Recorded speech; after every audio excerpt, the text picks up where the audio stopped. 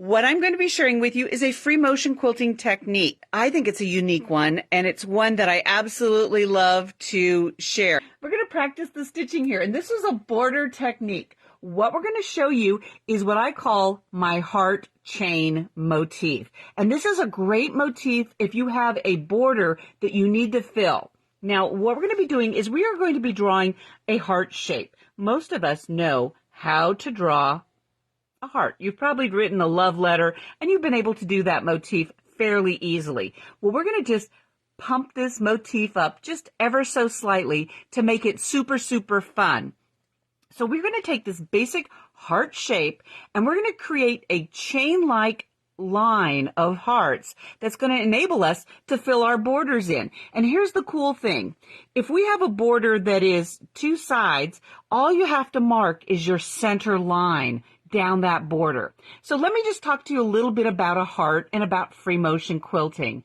Now, the one thing that I absolutely like to do is practice on paper, practice on, this is a dry erase board, but paper is going to give you better results.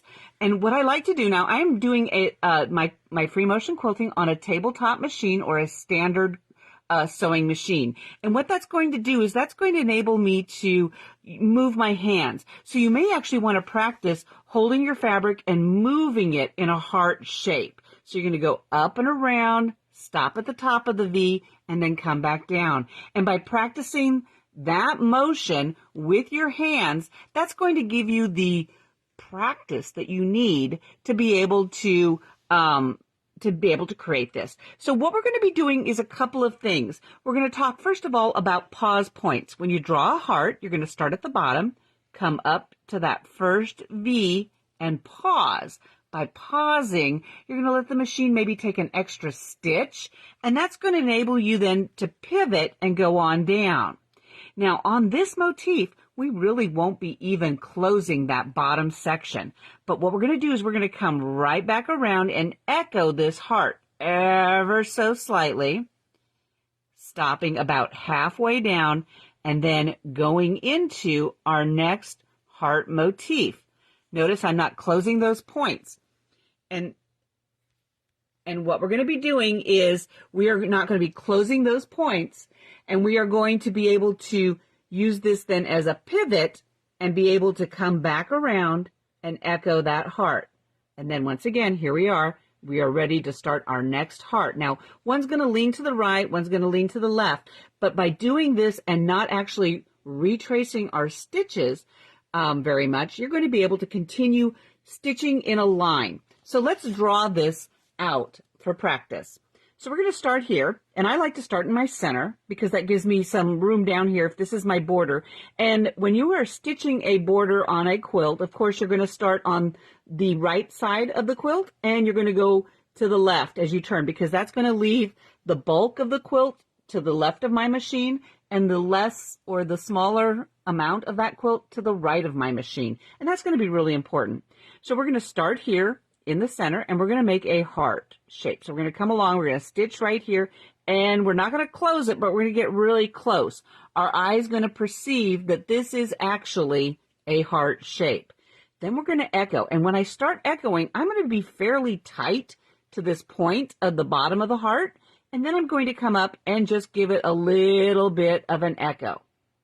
And then I'm going to go about halfway, and now I'm going to do my heart to the left, and I'm going to come around here and squeeze it on in. That's probably a little closer than I wanted it to my border, but I'm going to make it work by stitching right on that line and coming back around, coming over here to the center.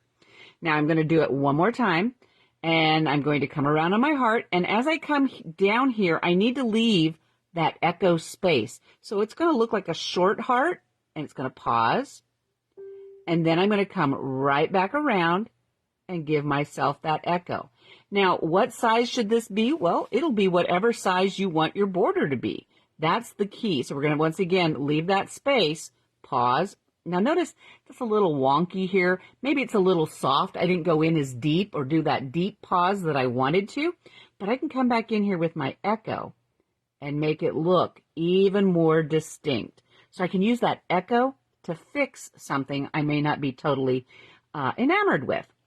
And then I'm going to stretch up and do my heart, leaving that space there for the bottom so I can come back in and do that echo and repeat. And once again, I'm going to pause, do my heart, and I'm leaving even a little space. I wish I'd give myself a bigger heart here. Hopefully I'll stitch it better than I'm drawing it, and then come back in. And notice I'm not picking up my pencil as I draw. That's kind of important because you can't pick up your needle. But we're just going to keep on going. And when I'm stitching, I can't talk. So the fact that you got me drawing here and talking, that's pretty impressive. But you see how we're making this chain that's just going to give us this lovely little heart border. Oops, now that didn't get very close, but I'm not going to worry about it because once again, I'm going to do that echo. We're going to make it look like a wonky heart. I'm kind of a child of the 70s, so, very, very fun, very shapely hearts. That's kind of how I remember the 70s. And we're going to come around here and we're going to give another heart, pause real close, but not touch, come right back out. My goal is to draw a heart in this corner as I pivot. So I'm going to come in here and make a heart. It may be one of my larger hearts as I do this corner, and then I'm going to swing around. Now here's the kicker. With my needle down, I'm going to pivot my quilt, and guess what? I'm going to kick it off with a right-handed heart right in there. That's how I'm going to pivot around that corner, and then I'm going to take off and go to the left. All right. What do you think, guys? Do you like it? It's a fun thing because a lot of us have drawn hearts before in our past. Maybe we've written love letters.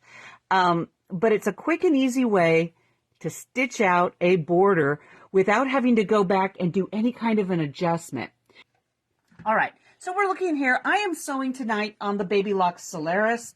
This is the top of the line machine from the Baby Lock lineup. And what we're going to do is we're going to set our machine up to do free motion quilting. And so to do this, you're going to notice that my menu opens on the Q menu, which if you scroll across the top, that's the Q menu that's been highlighted. Okay. But you can also start on your utility stitches, but we're going to look for what I call a center justified. If I was on my utility stitches, which is category number 1, I would go for 1-04 on the quilting menu. It's the Q-01. It's a center justified straight stitch with a dot, not a dash, a dot. Because if they're going to do any kind of reinforcement, I want it to be in the same area. Now you're going to notice here that we have a standard J foot because this is selected. That tells us that we haven't put the machine in free motion quilting mode. So I'm going to go up to my categories or my stitch edit menu. And at the very top, you're going to see a little symbol that looks like free motion quilting. In fact, it looks like our open-toed free motion quilting foot. And what you're going to see here is that we have actually changed the presser foot, and that did a lot of things on the machine itself. It lowered my feed dogs. So if you don't have a button that lowers your feed dogs, you may have to manually do it. And sometimes that's behind the accessory kit on our machines. You may have to reduce the presser foot pressure. That may be a manual setting on some machines. And you may actually have to increase your tension a bit.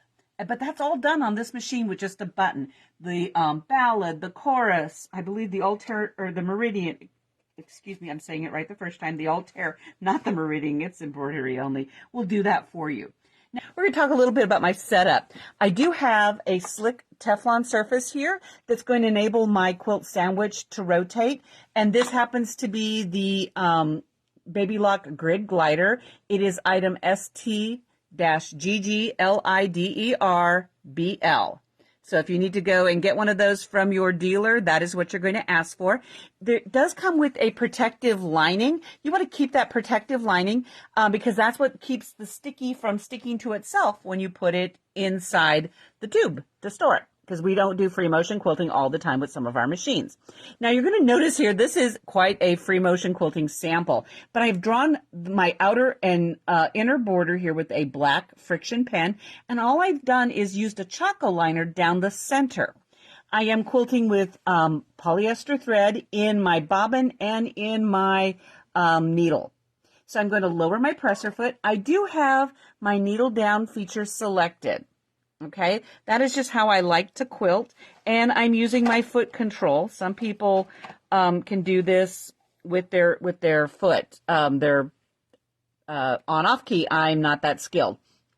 All right, so I'm going to hold my needle thread in my left hand, and then I'm going to do a needle up, needle down, and that pulled my bobbin thread to the top. When you are doing free motion quilting of any kind, you do not want to have your thread cutter engaged, because what that's going to do is that's going to cut your threads way too short for you to be able to manage them as you do this. Now, there's nothing that said this has to be a super fast process. So I like to have both of my hands on either side of the needle, and I am sewing side saddle here with my producer helping me. So I'm going to take just a few small stitches to anchor my stitches. I did it in the same spot. Now I'm going to make my heart.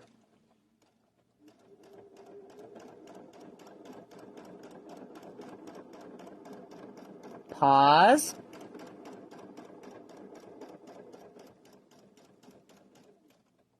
Okay, and we're going to pause here at the tip again. And remember, I'm going to echo short or skinny and then go big. And this is the outside. Remember, this drawn line is going to be the actual edge of my border. I don't want to go beyond that because I have to add my binding at that point.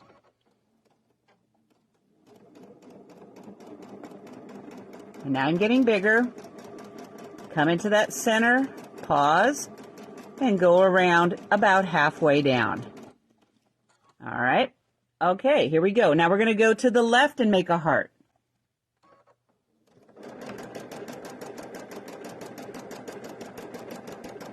Pause. Pause. Coming out bigger, but not crossing my border line. And about halfway down. So we've just stitched a pair of hearts. Not bad, right? All right, so I'm going to get in the groove here, and I'm going to see if I can get us to the corner before I talk again. You guys just watch and see if you can pick up my cadence as I do the stitches.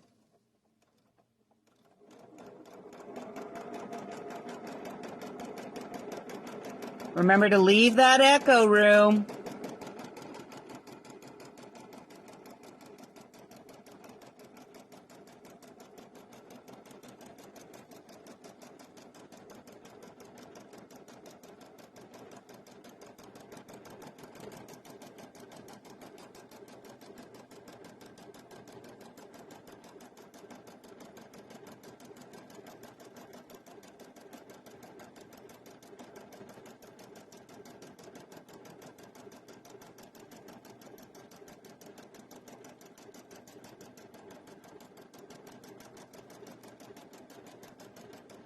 Once again, leave that echo room. Looks like my left hearts are a little bit on the lazy side. Oop, I crossed my border. Rats.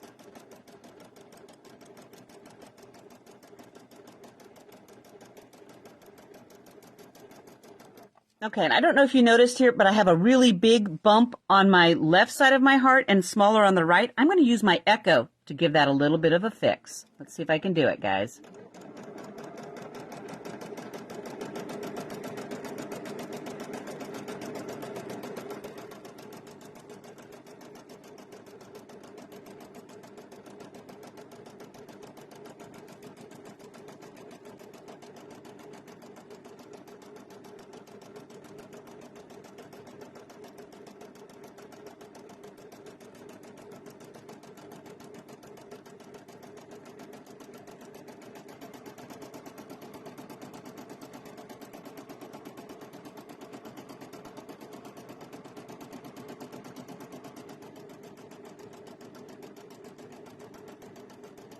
Okay, we're getting ready to make that corner.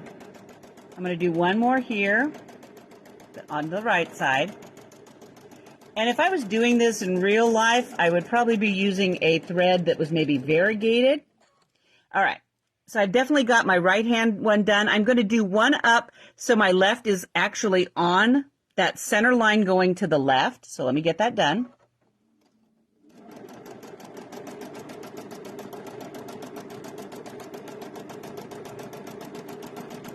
Come around, do the echo. Now, as I mentioned earlier, I might actually make this corner one just a tad bit larger to fill in that lovely space of that corner, making it look extra special, but I like to have it go to the right. And then I'm going to pause because this would be normally in this lineup where I would add my left heart, but notice what's going to happen. I'm just going to rotate it, and now I'm actually on the right channel, so I got to do a right hand heart.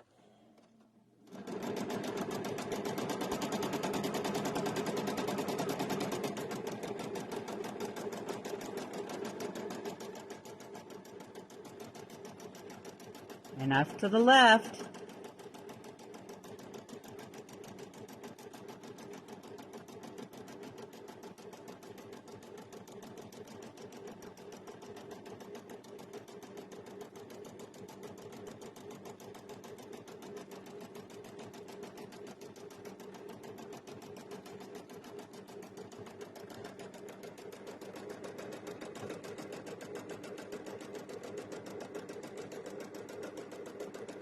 And then we'll just do one more to the right. We'll call it good.